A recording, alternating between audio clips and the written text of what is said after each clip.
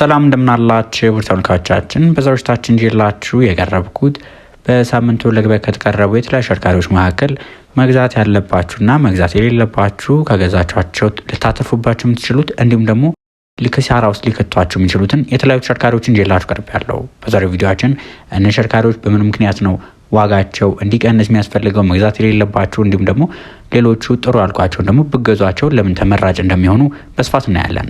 ለዚህ ቻናል አዲስ ከሆናችሁ በዚህ ቻናል ላይ በየዕለቱ ከመኪና ጋር የተገናኙ የተለያዩ መረጃዎችን ይዤላችሁ ስለምቀርብ ከመኪና ጋር የተገናኙ መረጃዎችን መከታተል ከሆነ ሰብስክራይብ ያድርጉ። እንዲሁም ቪዲዮ ሲለቀቅ በቶሎ እንዲደርሰው የደወል ምልክቱን ይጫኑ። በገበያ ውስጥ ከምታገኟቸው ተሽከርካሪዎች መካከል ዋጋቸው ቀነስ ብለው ከምታገኟቸው ተሽከርካሪዎች መካከል ባገዟቸው ከምላቸው አንዱን ላሳያችሁ።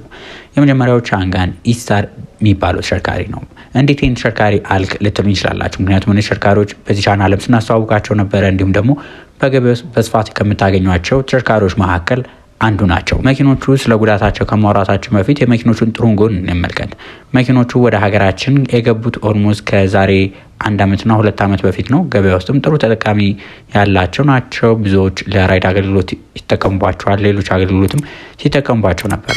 በዛን ጊዜም ጥሩ ናቸው ስንላቸው የነበረው ከዋጋቸው አንጻር ነበር። በአሁኑ ሰዓት ላይ ገበያ ላይ ወጣችሁ ቻንጋን ኢስታር ተሽከርካሪ እንግዛ ብትሉ የምታገኙት አብዛኞቹ 2023 መጨረሻ ነው። በዛ ላይ መኪኖቹ የተገጠመላቸው ባትሪ ሊቲየም አየን ባትሪ የሚባል ነው። 2023 ዓ.ም መሆናቸው እንዲሁም ሊቲየም አየን መሆናቸው እንደ መጥፎ ጎኑ የሚታየው አንዱ ነገር መኪኖቹ ኦልሞስት 2 ዓመት አካባቢ ቆመዋል ማለት ነው። ይህ ብቻ አይደለም። መኪኖቹን ገዝታችሁ በምትጠቀሙበት ጊዜ አንድ ተሽከርካሪ በጣም በጥሩ ሁኔታ ተያያዘ ቢባል ሊያገለግላችሁ የሚችለው ከ8 እስከ 12 ዓመት ነው። ስለዚህ እነዚህ ተሽከርካሪዎች እንደተባለው ከ8 እስከ 12 ዓመት የማገልገል እድሜ አይኖራቸውም ማለት ነው። በ8 ዓመቱ እንኳን ብናየው ይህን ተሽከርካሪ ሊጠቀሙት የሚችሉት በ6 ዓመት ውስጥ ነው። ከዚህ በተጨማሪ ደግሞ የተለያዩ ጋራጆችም ጋር እኛ በአካልም ሂደን ያየነው ነገር አለ። አብረን የምንሰራቸው ጋራጆች እንደገለጡልን ከሆነ ብዙ ጊዜ የሶፍትዌር ችግር እያጋጠማቸው የሚመጡ አሉ። እነዚህ በጣም እንደ መጥፎ ነገር ልናያቸው አንችልም። ምክንያቱም ከእነዚህም የባሰ የተለያዩ ተሽከርካሪዎች ጋራጅ ውስጥ የሚቆሙበት የተለያዩ ምክንያቶች አሏቸው፣ በተለይ የሌሎች ተሽከርካሪዎች። ስለዚህ እነዚህ መኪኖችን በዋነኝነት ባትገዟቸው ያልኩበት ምክንያት መኪኖቹ ካላቸው ዋጋ አንጻር ነው። የ2023 ዓ.ም ተሽከርካሪ ከ2 ሚሊዮን ብር በላይ ገዝታችሁት ከኦልሞስት ለ6 ዓመት የምትጠቀሙበት ከሆነ ይህ ፌር ነው ተብሎ አይታሰብም።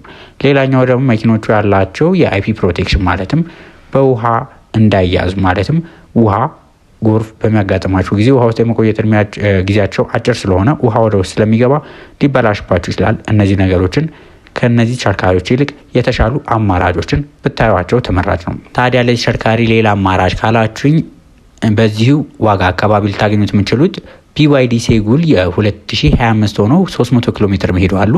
ከቻንጋን ኢስታር ጋር ተቀራራቢ ነው ዋጋቸው። ኦልሞስት የ200 ሺህ ብር ወይ የ150 ሺህ ብር እንደዛ ነገር ነው ዋጋቸው ልዩነት የሚሆነው። ስለዚህ እነሱን ብትገዟቸው ሞር የተሻሉ ናቸው። አንደኛ ሊቲየም አየን ፎስፌት ባትሪ ነው። ሁለተኛ 2025 ዓ.ም ናቸው። ሶስተኛ ደግሞ መኪኖቹን ስፔር ፓርት እነ ሞይንኮም ሊያመጡ ስለሚችሉ በሱ ምክንያት ከቻንጋን ኢስታር ይልቅ BYD ሴጉል 2025 300 ኪሎ ሜትር የሚሄደውን ብትገዟቸው ተመራጭ ናቸው። ሌላኛው ደግሞ ከኤሌክትሪክ ከእያንዳንዱ ከኤሌክትሪክም ከሃይብሪድም ከነዳጅም ነው ያስኩላችሁ ዛሬ። ከሃይብሪድ ደግሞ ከምናገኛቸው ተሽከርካሪዎች መካከል አብዛኞቹ ማይልድ ሃይብሪድ ከምንላቸው ተሽከርካሪዎች ይልቅ ፉል ሃይብሪድ የምንላቸውን ተሽከርካሪዎች ብትገዟቸው የተመራጭ ናቸው። ማይልድ ሃይብሪድ በሚሆንበት ጊዜ እውነት ለመናገር የነዳጅ አጠቃቀም የተሻለ ያደርጋሉ ይባላል እንጂ ያን ያህል በጣም ኢፌክቲቭ የሚባሉ አይደሉም። አብዛኞቹ በስመ ገናና የሆኑ የነዳጅ ሞዴል ይኖራቸውና ያ ሞዴል ወደ ሀገር ውስጥ በአሁኑ ሰዓት ላይ የነዳጅ መኪና መግባት ስለማይችል እሱ መኪና ለማስገባት ሲባል በማይልድ ሃይብሪድ የሚገቡ አሉ። ያ የመኪናውን በተለይ የነዳጅ ሞተሩ ጠንካራ የሚባሉትን እሱ መጠቀም አስባችሁ ከሆነ በሱ ሊያስኬድ ይችላል። ነገር ግን መኪናው ሃይብሪድ ነው በኤሌክትሪክ ይሄድልኛል ብላችሁ መገዙ ከሆነ አያስኬድም። ምክንያቱም እነዚህ መኪኖች አብዛኞቹ የነዳጅ አጠቃቀም የተሻለ ያደርጋሉ እንጂ ሙሉ ለሙሉ በኤሌክትሪክ መጓዝ አይችሉም። ስለዚህ ሃይብሪድ መኪኖችን መገዙ ከሆነ በተቻለ መጠን ፉል ሃይብሪድ ወይ ደግሞ ፕላጊን ሃይብሪድ ብትገዙ የተመራጭ ናቸው። ምክንያቱም ማይልድ ሃይብሪዶቹ ያን ያህል ሳትጠቀሙባቸው ከባትሪ ጋር በተገናኘ እንዲሁም ከሌሎች ኤሌክትሪካል ስታፍስ ጋር በተገናኘ ጋራጅ መሄዳቸው አይቀርም። የነዳጅ ሞተሩን ሰርቪስ ለማድረግ ደግሞ ጋራጅ መሄዳቸው አይቀርም። የተለያዩ ጋራጆች ጋር ልትሄዱ ትችላላችሁ በዚሁ ምክንያት ማለት ነው።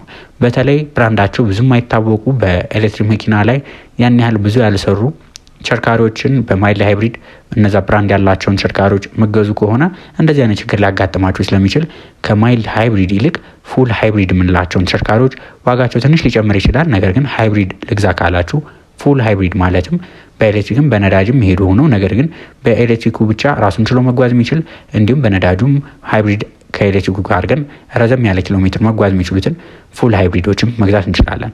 አይ አቅም አለን ካላችሁ ደግሞ ፕለጊን የሚባሉትን የተሻሉ ኪሎ ሜትር መጓዝ የሚችሉትን ራሳችሁም ቻርጅ የምታደርጓቸውን ፕለጊን ሃይብሪድ ተሽከርካሪዎችን ብትገዟቸው ተመራጭ ናቸው። ወደ ነዳጅ መኪኖቹ ከመሄዳችን በፊት ግን የትኛውንም መኪና ስገዙ ልብ ብላችሁ ግዙ ለሚለው ነገር አንድ ነገር ላጫውታችሁ። በዚህ ሳምንት ካጋጠሙ ነገሮች መካከል መኪናው BYD ዩዋን ፕሮ የሚባል ነው። ስማርት ነው ብለውን ነበር። ይሄን ነው መኪናውንም ቼክ ለማድረግ በምንሄድበት ጊዜ ከጎን እንደምትመለከቱት ራሱን የቻለ ይሄ ስማርት የBYD መኪኖች ላይ የምናገኘው ይሄ ጥቁሩ ሴንሰሮቹን ካሜራዎቹን በሙሉ ያሟላ ነበር። ነገር ግን ወደ ውስጥ ገብተን ኮምፒውተሩን ሰክተን በምናይበት ጊዜ የተሽከርካሪ ስማርት አይደለም። ስማርት ና የሚያስብሉት ፊቸሮችም እውነተኛ አይደሉም። ፌንደር ቀይሮ የመጣ ተሽከርካሪ ነው እንጂ ስማርት ራሱ በራሱ ፓርክ የሚያደርግ አይደለም።